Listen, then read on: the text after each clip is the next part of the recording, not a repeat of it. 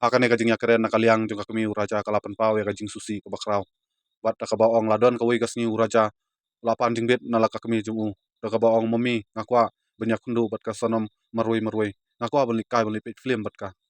hadin kumta nakaliang jong kami kalapun ya kami jong ka sonom henrei kami jong ka sonom kaklem sya ka ba aidau kaong ba yaki kena ngim jusya ban mi bat jusya hiru beli kundu sya ban ya tho bat kumta nakaliang jong pa jong karu kam jus tanat yakum kata adin kumta ulaya thu saura jaru ong mei kasonom kamda a interest nga kam don por ban keren ban nga danga fun ru kam jusim adin kumta nakaliang jong kami jong raja kalafun biang ya kasonom da kabakli balai pam don interest bat uraja pam kwa ban ya tho ru bat uraja balai da fun ru pam jusim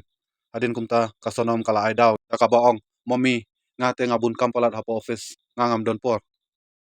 Lamdon kino vejengkeran ladon banga sisin ngalafun ya kakame jongka ngalaong ba uraja aku aben ya kundo ya kaso nam personally but uko aro balik pet film uko aro balik kai but ka Andre nakaliang juga kami jongka kaklem sya kalamana da kabaong ngi sene te gi kenang ni kam strike but nakaliang jokpa jongka ro justna ya kum kata sinasin uraja ulaju akaran phone bat kasonom bat uraja ulaong yang sen uang mami kasonom kam da interestan yang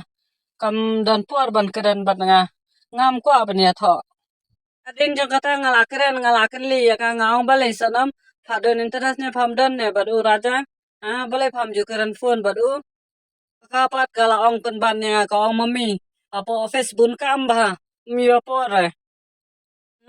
bat nado aku tugas ngi bang lakeren ya kakum tu kelas dang ban keren ban uraja कोई भी बात नहीं हुआ था। हमने एक बार फोन लगाया था उनकी मम्मी को कि राजा बोल रहा है कि मेरे को सोनम से मिलना है अकेले में, मेरे को पिक्चर देखने जाना है, मेरे को घूमना है। तो उनकी मम्मी ने मना कर दिया था कि हमारे यहाँ की बच्चियों ने ऐसी नहीं है, हमारे यहाँ थोड़ी सख्ती है बोले, उसके पापा को ये चीज पसंद नहीं है बोले।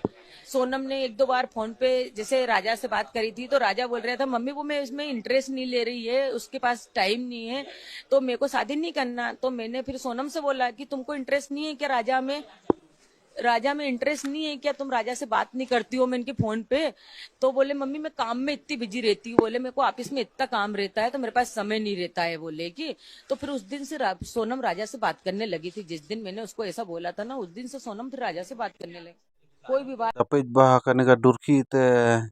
iko bamimon re kanega sonom banya tho baru raja